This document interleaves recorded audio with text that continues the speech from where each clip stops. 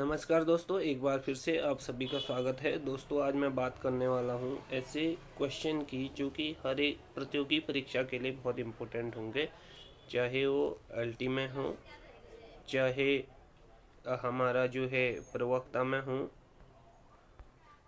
चाहे हमारा C TET you TET या ग्रुप सी के एग्ज़ामों में हो। तो ये क्या करने वाला है, ये सब में बहुत ज़्यादा अपना रोल रखने वाला है। तो हम ऐसे क्वेश्चनों की हम बात करने वाले हैं। तो चलिए आगे बढ़ते हैं। जो मुख्य मुख्य क्वेश्चन हैं, दो सेट में, सेट 1 और सेट 2 में दिखेंगे आपको। 1 और 2 का बनाया हुआ है, तो आप सभी लोग इसको गौर से देखिए और याद कीजिए। चलिए स्टार्ट करते हैं। ये ऐसे क्वेश्चन है जो हर एक एग्जाम में कोई ना कोई एग्जाम जरूर आए हैं। तो पहला क्वेश्चन है, संयुक्त राष्ट्र विश्वविद्यालय कहाँ पर स्थित है? तो इसका आंसर होगा टोक्यो, यानी कि टोक्यो कहाँ है? जापान में है। सेकंड क्वेश्चन है, सिंधु घाटी सभ्यता की खुदाई किसने की थी? तो इसका सही आंसर होगा दयाराम साहनी। ठीक है, तो इसका पूरा डिटेल में देखते हैं।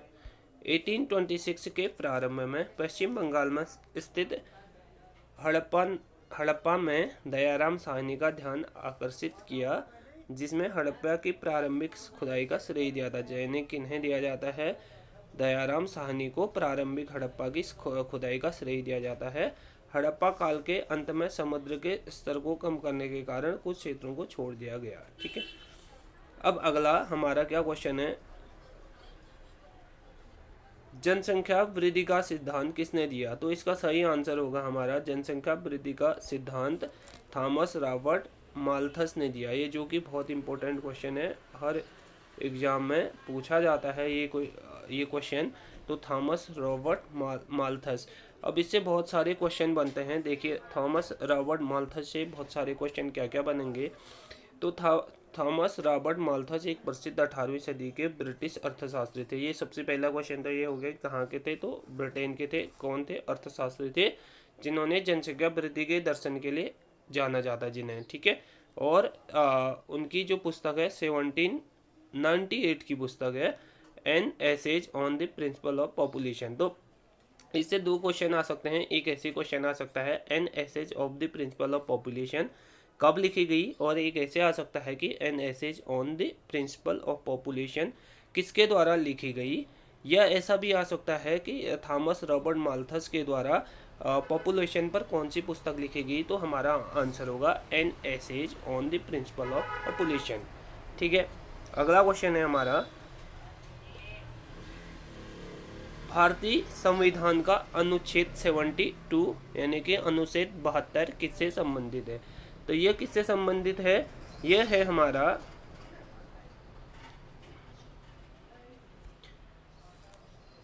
क्षमा आदि कुछ मामलों में वाक्यों को निलंबित, प्रेक्षण या हंगामा करने के लिए राष्ट्रपति की शक्ति। यानी कि जो हमारा आंसर होगा वो राष्ट्रपति की से संबंधित, राष्ट्रपति की शक्ति से संबंधित होगा। ठीक है, अगला क्वेश्चन, यूएनओ का मुख्यालय कहाँ है? तो ये हम सभी को पता है, यूएनओ का मुख्यालय कहाँ है? न्यूयॉर्क में स्थित है। ठीक है, अगला क्वेश्चन, विद्युत करंट किसके द्वारा मापा जाता है? विद्युत करंट अमीटर के द्वारा मापा जाता है। अमीटर के बारे में पढ़ते हैं।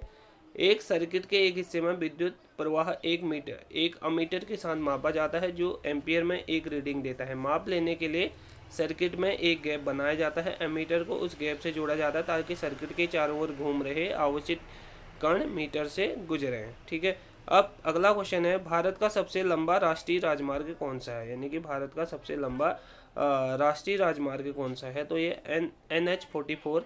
ये कहाँ से जोड़ता है? जो ये जोड़ता है श्रीनगर से कन्याकुमारी। तो NH44 ये भारत का सबसे लंबा राष्ट्रीय राजमार्ग है, जिसकी लंबाई 3745 है, जो उत्तर में श्रीनगर से दक्षिण में कन्याकुमारी तक जाता है या जोड़ता है, इन दोनों को आपस में जोड़ता है, उत्तर से दक्षिण को जोड़ता है। ठीक है, तो ये क्वेश्चन हमारा बहुत इंपॉर्टेंट हो जाता है कि सबसे लंबा राजमार्ग कौन सा है और इसकी लंबाई कितनी है। और यह क्वेश्चन ऐसे भी आ सकता है कि NH44 कहाँ से कहाँ तक जोड़ता है। ठीक है, अगला, भारत के किस शहर को है?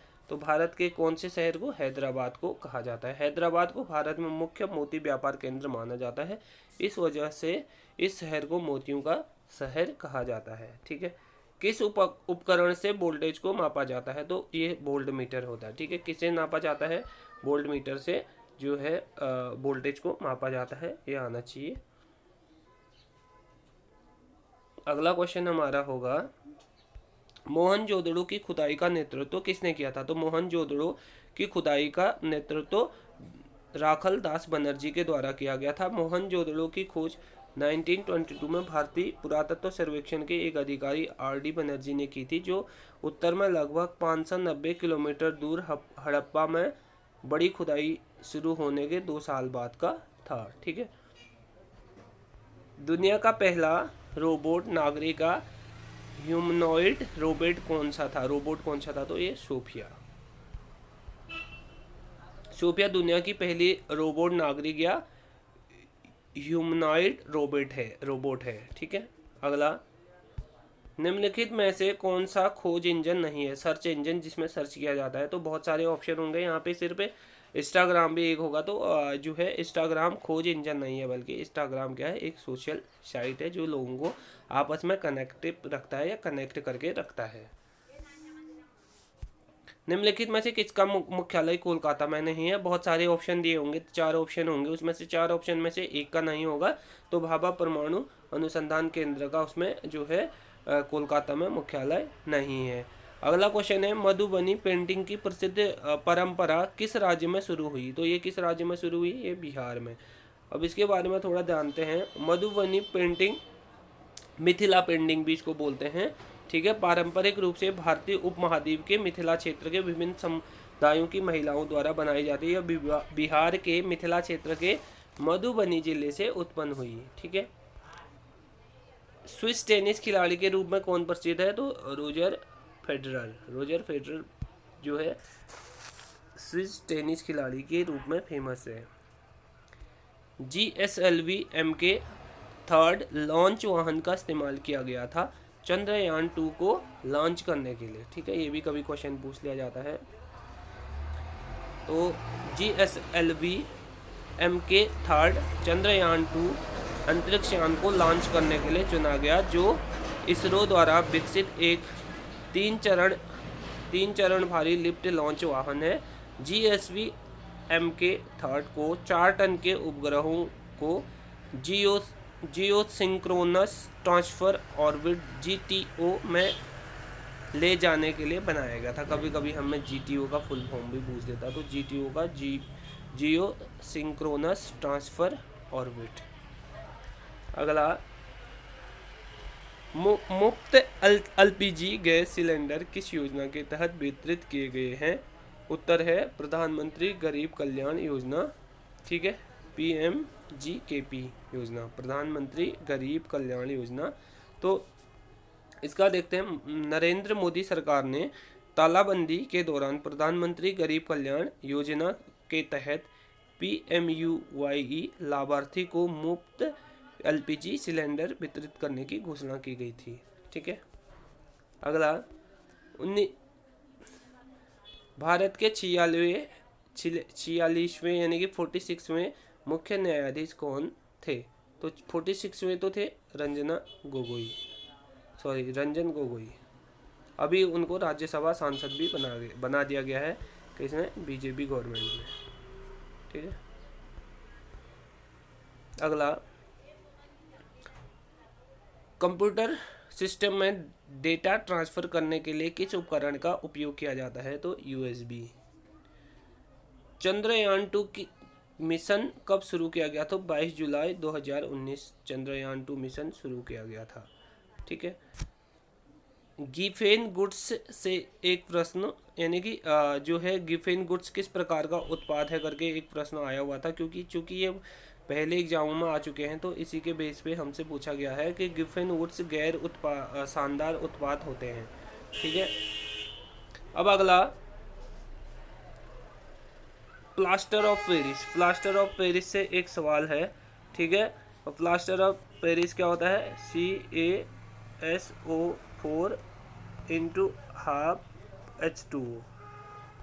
H2O होता है। प्लास्टर ऑफ पेरिस का सूत्र भी हमसे पूछा जा सकता है या उसके उपयोग पूछा जा सकता है, तो हमें इसका याद होना चाहिए कि प्लास्टर ऑफ पेरिस क्या होता है। कौन सा वन्य जीव अभयारण्य 2011 में यूनेस्को द्वारा विश्व विरासत स्थल के रूप में चुना गया था? उत्तर है मानस वन्य जीव अभयारण्य। अगला, भारत की पहली महिला लोकसभा अध्यक्ष कौन थी? तो मीरा कुमार थी। ये आप, बिहार की मीरा कुमार भारत में लोकसभा अध्यक्ष का पद संभालने वाली महिलाओं में पहली महिला है। ठीक है, अब पार्ट 2 को देखते हैं पहले से। FAO का सही पूर्ण रूप क्या होगा? तो फूड एंड एग्रीकल्चर ऑर्गेनाइजेशन, यानी कि खाद्य और कृषि संगठन होगा इसका। ठीक है, FAO का।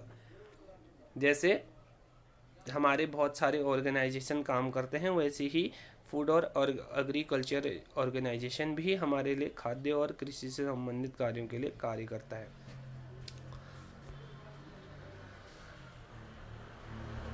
इब्राहिम लोदी और बाबर के बीच लड़ाई कब हुई थी? तो 21 अप्रैल 1526, जिसको कि पानीपत का प्रथम युद्ध भी कहा जाता है। तो पानीपत की पहली लड़ाई बाबर और लोदी साम्राज्य के हमलावर सेनाओं के बीच हुई थी, जो उत्तर भारत में 21 अप्रैल 1526 से हुई थी। इसने मुगल साम्राज्य की शुरुआत को चिन्हित किया, यानी कि कौन इसमें, जो बाबर था वो विजयी हो गया था। और इस युद्ध में मध्यकालीन भारत में एकमात्र ऐसा योद्धा या शासक, योद्धा नहीं कहेंगे, ऐसा शासक जो युद्ध में मारा गया था, तो वो कौन था? इब्राहिम लोदी था। इब्राहिम लोदी। ठीक है, ये क्वेश्चन भी कभी कभी पूछ देता है। निम्न में से कौन सी गैस सबसे हल्की है? तो कौन सी गैस है? हाइड्रोजन या हीलियम? दिए गए विकल्पों के अनुसार, जो बहुत सारे विकल्प दिए होंगे, तो उसमें से हाइड्रोजन और हीलियम को सबसे नीचे दिया होगा। लोकपाल के लिए लोगो किसने डिजाइन किया? तो प्रशांत मिश्रा। लोकपाल के लिए जो है लोगो डिजाइन किया प्रशांत मिश्रा ने। तो प्रशांत मिश्रा प्रयागराज उत्तर प्रदेश के लोगो डिजाइन को लोकपाल के लोगों के रूप में अपनाने के लिए चुना गया। लोगो के रूप में अपनाने के लिए चुना गया। लोकपाल का लोगो लोकपाल के शाब्दिक अर्थ पर आधारित है। लोक जिसका अर्थ है लोग, और पाल जिसका अर्थ है कार्यवाहक। ठीक है, अर्थात लोगों की देखभाल करने वाला। लोकपाल का अर्थ क्या हो गया? लोगों की देखभाल करने वाला। किस अनुच्छेद में सार्वजनिक रोजगार में अवसर की समानता का अधिकार का उल्लेख किया गया है? तो अनुच्छेद 16। आमाशय में बनने वाले अम्ल का मुख्य घटक क्या है? Hydrochloric acid. हाइड्रोक्लोरिक एसिड है। ठीक है, 2012 से 18 के बीच में हुई बाघों की मौत से प्रतिशत में कितनी कमी आई है, कितना ज़्यादा आया है, इससे संबंधित एक क्वेश्चन पूछा गया था। ठीक है, इसका आंसर अभी ये क्वेश्चन यहाँ पे है नहीं, तो हम बाद में इसका देखेंगे। अगला, कैश मेमोरी को कंप्यूटर सिस्टम में संग्रहित किया जाता है किसमें? तो कैश मेमोरी में रैम, रैम। कभी कभी रैम और रोम पूछ देता है, तो इसका होता है रैंडम एक्सेस मेमोरी, और इसका होता है रीड ओनली मेमोरी। ठीक है,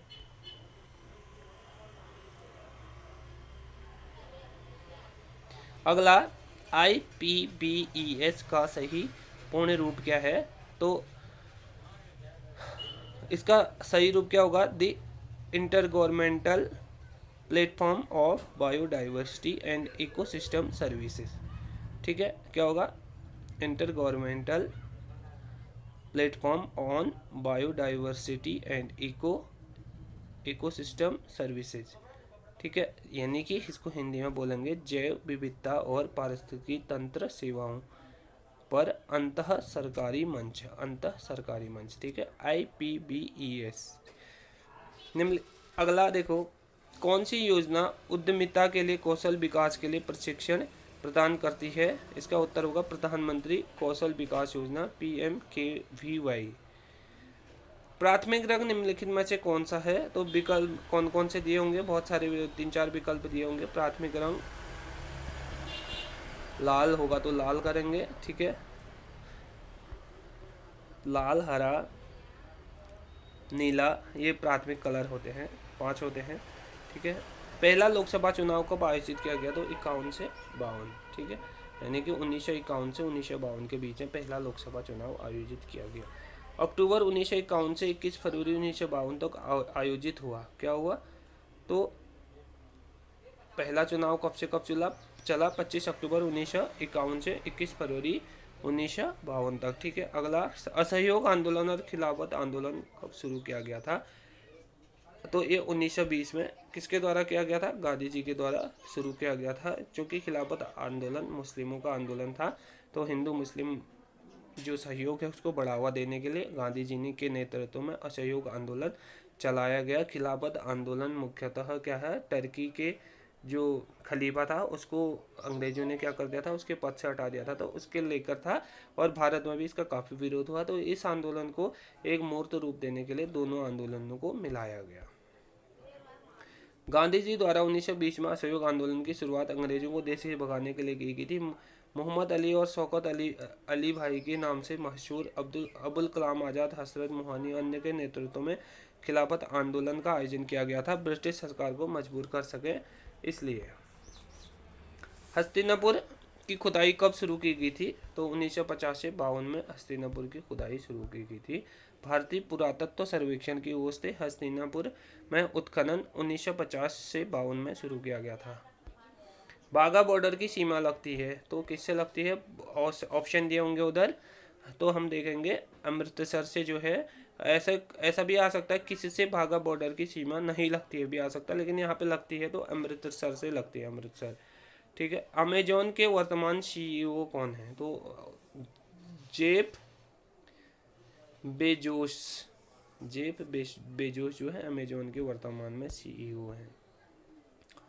उपग्रह सेट CI-31 से एक प्रश्न पूछा गया था, तो इसको देख लीजिए आप। ठीक है। बोल्ड लाइन का प्रयोग किस में किया जाता है? तो MS वर्ड में बोल्ड लाइन का प्रयोग किया जाता है। इनसेट फर्स्ट V उपग्रह कब प्रक्षेपित किया गया था? 1983 में। भारत में कॉफी उत्पादन में कौन सा राज्य प्रथम है? तो ये कर्नाटक हो गया। ठीक है। अतिरिक्त वसा को रक्त में कौन ले जाता है? प्लाज्मा। 2020 में भारत के खेल मंत्री कौन हैं? तो किरण रिजिजू। ये भी इम्पोर्टेंट क्वेश्चन है, बहुत बार हम लोग कंफ्यूज करते हैं इसमें। किरण रिजिजू युवा मामलों के खेल मंत्री हैं, जो राज्य मंत्री स्वतंत्र प्रभार की क्षमता में हैं। India the future is now के लेखक कौन है? शशि थरूर। ये भी पूछ लेता है, India the future is now. Blue origin company किस क्षेत्र से संबंधित है? एरोस्पेस निर्माता। ठीक है। एरोस्पेस के काम करती है। ब्लू ओरिजिन LLC एक अमेरिकी निजी रूप से वित्त पोषित एरोस्पेस निर्माता और उपकक्षीय स्पेस फ्लाइट सेवा कंपनी है, जिसका मुख्यालय कैंट वाशिंगटन में है। पचमढ़ी बायोस्फीयर रिजर्व किस देश में स्थित है? तो मध्य, यहाँ पे देश नहीं होगा, किस प्रदेश होगा ये। ठीक है। किस प्रदेश में स्थित है? कंप्यूटर से मिस्टेक हो गया। किस प्रदेश में स्थित है? तो मध्य प्रदेश। ये कहाँ है? सतपुड़ा पर्वत श्रृंखला में। किस देश में है? तो ये भारत आ जाएगा अगर देश से संबंधित क्वेश्चन आता है तो। मध्य भारत में सतपुड़ा पहाड़ी श्रृंखलाओं में स्थित पचमढ़ी बायोस्फीयर रिजर्व भारत की प्रमुख भौगोलिक विशेषताओं में से एक है। मार्च 1999 में बायोस्फीयर रिजर्व के रूप में जो है नामित किया गया था। तो इस प्रकार से हमारे जो आने वाले आगामी एग्जाम हैं उनके लिए कुछ महत्वपूर्ण क्वेश्चनों की श्रृंखला समाप्त होती है। मिलते हैं अगले श्रृंखला में। धन्यवाद।